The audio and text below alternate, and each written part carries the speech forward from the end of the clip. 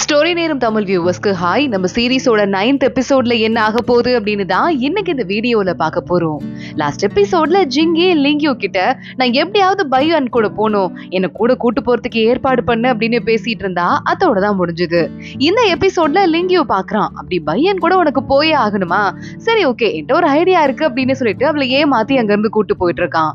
இதே நேரம் பையன் மறுபடியும் நீஹ்வாவோட ரூம்க்கு வந்துட்டு எனக்கு வந்து போட்டுக்கு டைம் ஆயிடுச்சு, நான் கிளம்ப போறேன், நீ பார்த்து பத்திரமா இருந்துக்கோ, உனக்கு தேவையான பலகாரம் எல்லாம் பண்ணி நிறைய ஸ்டாக் வச்சிருக்கேன், அதெல்லாம் நீ எடுத்து சாப்பிட்டுக்கோ அப்படின்னு கதவுக்கு ஆப்போசிட் வெளியே இருந்தே சொல்லிக்கிட்டு இருக்க. உள்ள இருந்து நீஹ்வா கிட்ட எந்த குரலுமே கேட்கவே இல்ல. கோச்சுக்கிட்டா போல அப்படின்னு பையன் கிளம்பலான்னு பாக்குறான். ஆனா அவனுக்கு சுத்தமா மனசு கேட்கல.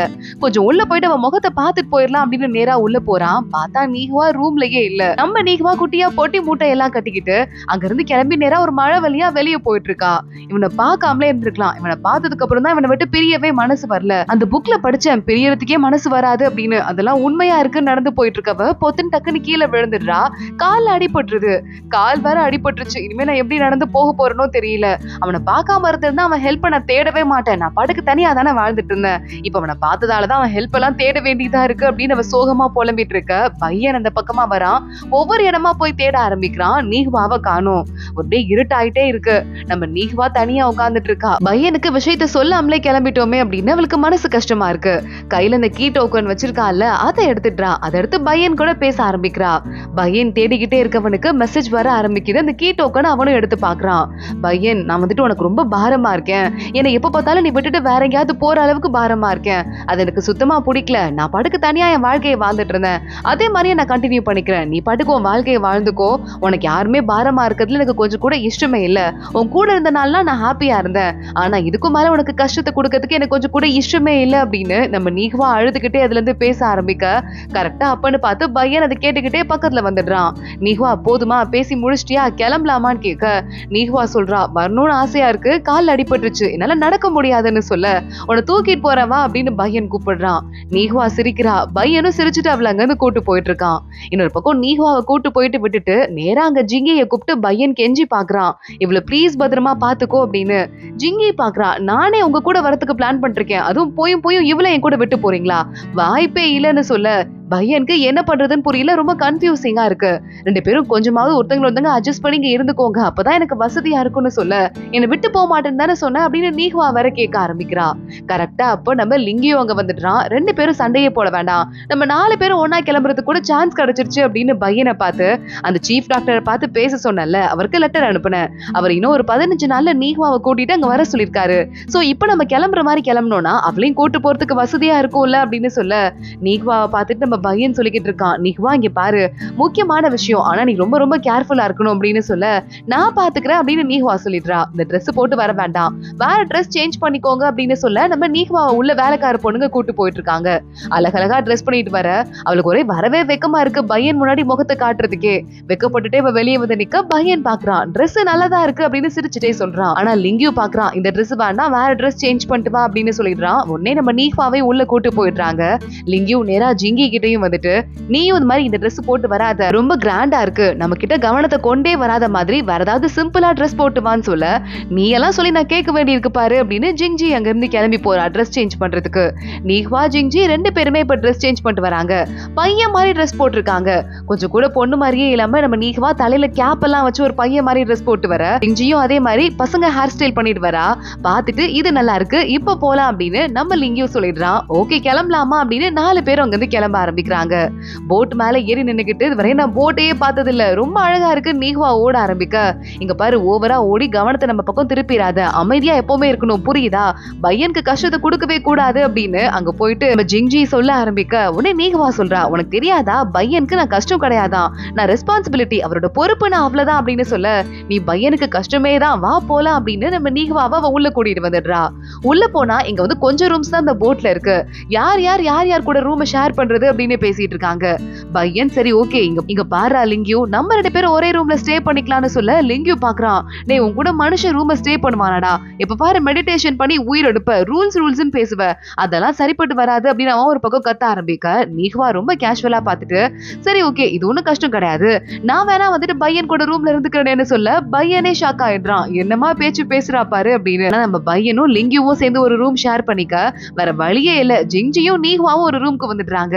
நீஹ்வா ஜாலியா போயிட்டு நான் மலையில இருக்கும் போது என் ஃபாக்ஸ கட்டி பிடிச்சி தூங்குவேன், இன்னைக்கு நம்ம 2 பேரும் ஒன்னா தானே தூங்க போறோம், உன்னை கட்டி பிடிச்சுப்பேன்னு சொல்ல என்னெல்லாம் கட்டி பிடிச்சுக்கணும்னு கனவு கூட காணாத அப்படின்னு ஜிங்ஜி கத்துறா. பின்னாடி ஒரு வண்டு வருது பாரு அப்படின்னு நம்ம நீஹ்வா சொல்றா. ஜிங்ஜி அதை பார்த்துட்டு வேகமா ஓடி வந்து நீஹ்வாவை கட்டி பிடிச்சுக்கிறா. ப்ளீஸ் அதை எப்படியாவது துரத்திரு அப்படின்னு. ஓ நான் உன்னை கட்டி பிடிக்க கூடாது மேடம், நீங்க மட்டும் என்ன கட்டி பிடிப்பீங்களா அப்படின்னு நீஹ்வா கேட்டுட்டு அவ பயப்படுறத பார்த்துட்டு சிரிக்க ஆரம்பிக்கிறா. இல்ல நம்ம பையனும் லிங்கியும் நிக்கிறாங்க. பொண்ணுங்க எவ்வளவு க்ளோஸ் ஆகுறவங்க பாரு சட்டுன்னு அப்படின்னு நம்ம லிங்கியும் கேட்டுக்கிட்டு இருக்க பையன் பார்த்துட்டு இருக்கான். ரொம்ப ரொம்ப ரொம்ப ரொம்ப கேர்ஃபுல்லா இருக்கணும், கண்டிப்பா அந்த டாக்டர் கூட்டு போறோம்ல அவரால நம்ம நீஹ்வாவை சரி பண்ண முடியாது, ஆனா அவர் ட்ரீட்மெண்ட் கொடுத்தே ஆகணும் என்ற சில காரணங்கள்லாம் இருக்கு அப்படின்னு சொல்லிக்கிட்டு இருக்கான். அப்ப நீஹ்வா வெளியே வரா. அவகிட்ட அவளோட சின்ன வயசு ஆயுதம் இருக்குல்ல, ஒரு பெரிய சங்கிலி சாட்டை மாதிரி வச்சிருப்பாளே, அதை கொடுத்து இனிமே இதான் உன் வெப்பன் அப்படின்னு சொல்ல இது என் வெப்பனா, இது எனக்கு எப்படி யூஸ் பண்றதுன்னே தெரியாது அப்படின்னு நீஹ்வா பாத்துட்டு இருக்கா. பிராக்டிஸ் பண்ணு அப்படின்னு பையன் சொல்லிட்டு இவ ஏதாவது சொல்றாளா அப்படின்னு அவளே குறுக்குறுன்னு பாத்துட்டு இருக்கான். ஆனா அவளுக்கு எந்த ஞாபகமும் இல்ல போல. பையன் மறுபடியும் போய் புக்ஸ் எல்லாம் படிக்க ஆரம்பிச்சிடுறான். இன்னொரு பக்கம் அவங்க போட் வரத இந்த ஃபீனிக்ஸ் மாஸ்க்குக்கார பொண்ணு இருக்கால அவ பாத்துடுறா. திடீர்னு ஏதோ சத்தம் கேட்டு யாரோ நோட் பண்ற மாதிரி பையனுக்கு தோணுது. சுத்தி முத்தி பாக்குறான், யாரையுமே காணா. அந்த மாஸ்க் பொண்ணு எங்கேயோ போயிடுறா. அவதான் வந்திருப்பாளோ அப்படின்னு வேகமா நம்ம நீஹ்வாவோட ரூம்க்கு பையன் போயிடுறான். நீஹ்வா ரூம்ல நிம்மதியா தூங்கிட்டு இருக்கா. இவ்வளவு அவளும் வேறதானா, இவங்க 2 பேரும் வேற வேறையா, அவதான் ஃபெங்லியா, அதை எப்படி கன்ஃபார்ம் பண்றது அப்படின்னு ரொம்ப கன்ஃபியூசிங்கோட பையன் யோசிக்க ஆரம்பிக்கிறான். இங்க மறுபடியும் நம்ம ஜிங்ஜி கிட்ட லிங்கியோ வந்துடுறான். வந்துட்டு அவகிட்ட பேச ஆரம்பிக்கிறான். இங்க பாரு நான் அப்பப்ப மெக்கானிக்கல் வண்டு பண்ணுவேன்ல, இன்னைக்கு ஒரு வண்டு பண்ணிருக்கேன், இது உனக்காக வேவு பாக்கும் தெரியுமா அப்படின்னு கொடுக்க வண்டை பார்த்ததுமே ஜிங்ஜி பயந்துட்டு ஓடுறா. அங்க இன்னொரு பொண்ணு வந்துட்டு பொண்ணுங்களுக்கு போய் யாராவது வண்டு கிஃப்ட் கொடுப்பாங்களா, யாருக்கும் பிடிக்காது, பூனைக்குட்டி மாதிரி ஏதாவது கியூட்டா கொடுக்கலாம்லன்னு கேட்க இங்க பாரு என்னதான் நீ பையன் கிட்ட வேலை பார்த்தாலும் நீ ஏன் ஊர் பொண்ணு, அப்ப நான் தான் உனக்கு பாஸ், அது மாதிரி பார்த்து பேசு அப்படின்னு லிங்கியோ திட்ட ஆரம்பிக்க கரெக்டா பையன் வந்துடுறான். ஓ ஊர் பொண்ணா இருக்கலாம், இப்ப அவ ஏன் டீம், எனக்கு மட்டும் தான் வந்து வேலை பார்க்கணும், உனக்கு வேலை பார்க்க தேவையில்லை, நீ போய் தூங்கு அப்படின்னு அந்த பொண்ணு அனுப்பிட்டு பையன் பார்த்துட்டு இருக்கான். லிங்கியோ இவனை பார்த்து முறைக்க ஆரம்பிக்கிறான். இங்க வெளியே வந்து பார்த்தா நீஹ்வாக்கு ட்ரைனிங் கொடுக்கறதுக்கு ஜிங்ஜி ரொம்பவே கஷ்டப்பட்டுட்டு இருக்கா. இப்படி பண்ணு எத்தனை தடவை சொல்ல மரமடையில ஏறாதா அப்படின்னு திட்டிக்கிட்டு இருக்கா. இந்த பொண்ணுங்க பாரு 2 நாளைக்கு முன்னாடி எவ்வளவு அடிச்சிட்டு இருந்தாங்க, இப்ப எவ்வளவு க்ளோஸ் ஆயிட்டாங்க பாரு அப்படின்னு லிங்கியோ சொல்லிக்கிட்டு இருக்க. அவ சொல்லி கொடுக்கறத கரெக்டா நீஹ்வா பிராக்டிஸ் பண்றாளா, அவளோட ஆயுதம் அவளுக்கு ஞாபகம் வருதா அப்படின்னு பையன் ஷார்ப்பா பாத்துட்டு இருக்கான். சாப்பாடை பத்தி எப்ப பாரு நினைச்சிட்டு இருக்க கூடாது புரியுதா, நம்ம பையனுக்கு எவ்வளவு வந்து ஃப்ரீ பண்ணி விட முடியுமோ அவ்வளவு ஃப்ரீ பண்ணி விடணும் புரியுதா அப்படின்னு ஜிங்ஜி சொல்ல நான் கெட்ட பொண்ணெல்லாம் கிடையாது, என்னை யாருமே இதுவரை அட்டாக் பண்ணதே இல்லைங்கிறதால நானும் யாரையும் அட்டாக் பண்ணதில்ல, அதுவும் நல்லவங்க கெட்டவங்க எப்படி கண்டுபிடிக்கிறது அப்படின்னு நீஹ்வா சொல்லிட்டு அங்க பாரு 3 பேர் சண்டை போட்டுட்டு இருக்காங்க. அதுல யாரு நல்லவங்கன்னு கேட்க எல்லாரும் போய் வேடிக்கை பாக்குறாங்க. இவங்க மாதிரியே நிறைய வேற வேற பிரிவுல எல்லாம் இருப்பாங்கல்ல, அந்த டீம்ல இருக்கிற 3 பேர் ஏதோ ஒரு பொருளுக்காக அடிச்சுக்கிறாங்க. கரெக்டா இப்ப என்ன நடக்குதுன்னு தெரியலையே அப்படின்னு பாத்துட்டு இருக்க. இந்த மாதிரி இடத்துல எல்லாம் நம்ம வந்து கண்டுக்காம போயிடணும், அதான் நமக்கு இப்ப நல்லது அப்படின்னு லிங்கியோ சொல்லிக்கிட்டு இருக்கான். ஆனா மின்னல் நேரத்துல அங்க இருந்து கிளம்பி நம்ம பையன் சண்டை நடக்கிற அந்த இடத்துக்கு போயிடுறான். என்னடா இங்க நடக்குது அப்படின்னு லிங்கியோக்கே ஒண்ணுமே புரியல. கரெக்டா அங்க பார்த்தா அந்த 3 பேரும் ஏதோ ஒரு விஷயத்தை வச்சு அடிச்சிட்டு இருக்காங்க. அந்த விஷயத்த பையன் பறந்து போறான்ல அவன் புடிச்சிடுறான்.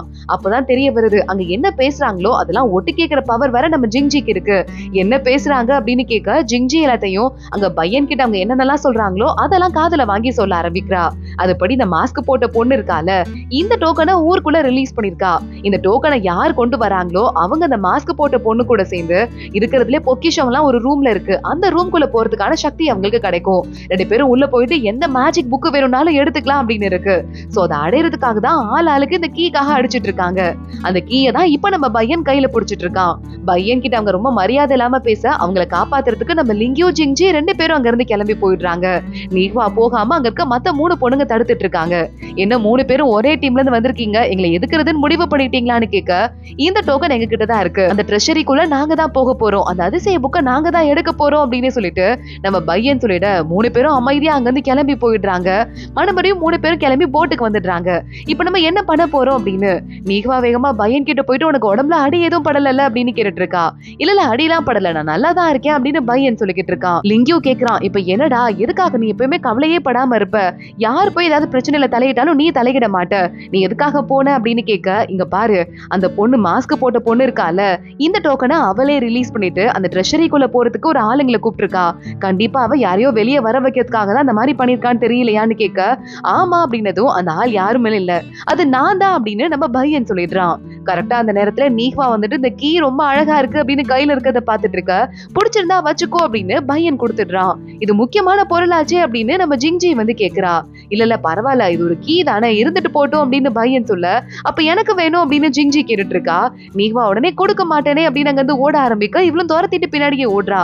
போய் வர சொல்ல கத்துக்கிட்டியா, கொடுக்க போறியா இல்லையா அடி அப்படின்னு கேட்டுக்கிட்டே உடனே லிங்கியோ பையன் கிட்ட கேக்குறான், உண்மையை சொல்லுடா, எதுக்காக அதை நீ எடுத்துட்டு வந்த, எதுக்காக அதை நீஹ்வா கிட்ட கொடுத்திருக்க அப்படின்னு கேட்க, எல்லாம் சில காரணத்துக்காக தான் அப்படின்னு பையன் சொல்லிக்கிட்டு இருக்கான். இங்க சொங்கோங் படுத்துக்கிட்டு இருக்கான். அவன் கிட்ட வேகமா அவனோட அசிஸ்டன்ட் மிங் ஓடி போயிட்டு, இந்த மாதிரி இந்த கீ வெளி உலகத்துக்கு போச்சு, எல்லாரும் அடிச்சிட்டு இருக்கும் போது பையன் அதை வந்து வாங்கிட்டான் அப்படின்னு சொல்லிட்டு, அவன் எதுக்காக நம்ம அதை அனுப்பியிருப்போங்கிறத கூட கண்டுபிடிச்சிருப்பான் போலன்னு சொல்ல, அவன் ஒரு அறிவாளி தான், அவகிட்ட போய் சொல்லிடு மாஸ்க் பொண்ணு கிட்ட என் பிளானை எடுத்துட வேண்டான்னு சொல்லிடு அப்படின்னு சொல்ல, உடனே ஓகேன்னு மிங்க சொல்றான். அது மட்டும் இல்லாம பழைய தலைவியும் வேலையை ஆரம்பிச்சிட்டாங்க, நம்ம ஏன் உங்களை தடுக்கலன்னு கேட்க, தடுக்கலாம் ஒண்ணும் தேவை கிடையாது, இது ரொம்ப ஒரு முக்கியமான விஷயம், அதுக்குள்ள போயிட்டு யாராவது அந்த மேஜிக் புக்கை எடுத்துட்டு வந்தா கூட தனியா எதுவும் பண்ணிட முடியாது, பாத்துக்கலாம்னு சொல்ல, இங்க இந்த பழைய தலைவியை காட்டுறாங்க. பழைய தலைவி ஒரு பையனை தத்தெடுத்து வளர்த்துக்கிட்டு இருக்கா. அந்த பையன் சொல்றான், எங்கெல்லாமோ தேடி பாத்துட்டேமா, ஆனா என்னால கண்ணே பிடிக்க முடியல அப்படின்னு பழைய தலைவியோட குழந்தைய பத்தி சொல்லிக்கிட்டு இருக்கான் போல. இல்ல நம்ம எப்படியாவது அவனை கண்டுபிடிச்சே ஆகணும், அது ஒண்ணுதான் ஒரே வழி நம்ம பொழைக்கிறதுக்கு, இப்படி முடியாதுன்னு சொல்றதுக்காக தான் நான் தத்தெடுத்து வளர்க்கிறேனா, போய் தேடு அப்படின்னு அவங்க அம்மா பயங்கர கோபத்தோட அங்க இருந்து கிளம்பி போயிடுறா. இங்க நம்ம பையன் அந்த கீயை எடுத்தது அவங்க டீம்ல இருக்கிற எல்லாருக்கும் தெரிஞ்சிருது. எல்லாரும் ஷாக் ஆயிட்டு ஏன் இந்த மாதிரி தேவையில்லாத வேலையில அவன் தலையிடுறான் அப்படின்னு பாத்துட்டு இருக்க, மாஸ்டர் சொல்றாரு, அவன் சும்மா எல்லாம் எடுக்க மாட்டான், ஒருவேளை அந்த கீ டோக்கன் வெளியவே இருந்தது அப்படின்னா நம்ம இனத்துக்குள்ளேயே ஆளாளுக்கு அதை எடுக்கிறதுக்கு அடிச்சுப்பாங்க, அந்த மாதிரி சண்டை எதுவும் வந்துடக்கூடாதுன்னு தான் பையன் அதை எடுத்திருக்கான்னு சொல்ல, கண்டிப்பா அதுக்கும் வாய்ப்பு இருக்குன்னு மத்த எல்லாரும் பேசிட்டு இருக்காங்க. இப்ப நம்ம பையன் போற போட்ல ஆளாளுக்கு அந்த கீயை எடுக்கிறதுக்கு வேற வேற ஆளுங்க சண்டைக்கு வந்துட்டே இருக்காங்க. இந்த சண்டையெல்லாம் நம்ம பையன் போகாம நீஹ்வாவை ட்ரெயின் பண்ணிட்டு இருக்க, லிங்கியும் ஜிங்ஜியும் போய் பாத்துக்கிறாங்க.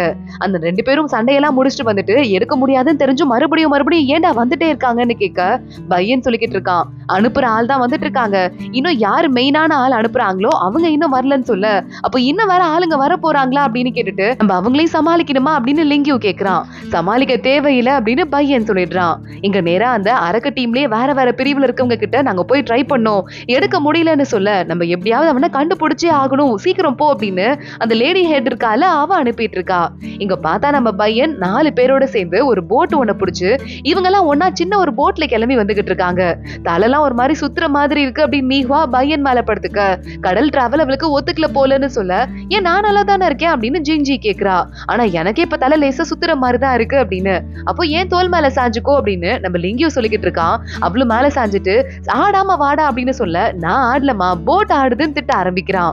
இங்க வந்த கப்பலுக்குள்ள ஆளுங்க எல்லாம் உள்ள போறாங்க, தேடுன்னு தேடிக்கிட்டு இருக்காங்க. அங்க பார்த்தா செலந்தி பூச்சி ஒண்ண நம்ம லிங்கியோ ஓட்டிட்டு வந்திருக்கான். செலந்தி பூச்சை கிரியேட் பண்ணுவாளே விஷத்தை, அந்த லேடி தான் நம்மள இந்த போட்டுக்கு அனுப்புனா. ஆனா அந்த பார்த்தா இந்த போட்ல அந்த செலந்தி பூச்சி இருக்கு, ஒருவேளை நம்மள ஏமாத்திட்டா போல, வாங்க போய் சீக்கிரம் வெளியே போலாம் அப்படின்னு அந்த ஆளுங்க எல்லாம் வெளியே கிளம்பிடுறாங்க. அதுக்குள்ள நீஹ்வா பையன் டீம் ஒரு சிட்டிக்கு வந்துடுறாங்க. சுத்தி பார்த்துட்டே இப்ப எங்க தங்குறதுன்னு கேட்க, இந்த இடத்தெல்லாம் எங்கேயோ பார்த்த மாதிரி இருக்கு அப்படின்னு நீஹ்வா சொல்லிக்கிட்டு இருக்கா. நீஹ்வாவோட அப்பா இருந்த ஊர் தான் இது. பையன் ஏதாவது ஞாபகம் வருதான்னு கேட்க, கரெக்டா நீஹ்வாவோட அப்பா இருந்த வீடு இப்போ ஒரு லாட்ஜா இருக்கு. அதுக்கு முன்னாடி போய் நின்னுட்டு, இந்த லாட்ஜ் எங்கேயோ பார்த்த மாதிரி இருக்கு அப்படின்னு அவ சொல்றா. இந்த லாட்ஜ் பார்க்க நல்லா இருக்கு, இங்கே ஸ்டே பண்ணிக்கலாம் அப்படின்னு ஜிங்ஜியும் அப்பாவியா சொல்ல, அடுத்து என்ன ஆக போகுதுன்னு பையன் பார்த்துட்டு இருக்கான். அதோட தான் இந்த எபிசோட் முடியுது. அடுத்தடுத்து என்ன ஆக போகுது தொடர்ந்து பார்க்கலாம். இந்த வீடியோவை லைக் பண்ணிக்கோங்க, மறக்காம நம்ம சேனலுக்கு சப்ஸ்கிரைப் பண்ணிட்டு பெல் ஐக்கானையும் கிளிக் பண்ணிக்கோங்க. அடுத்த வீடியோல பார்க்கலாம். அது வரைய பாய்.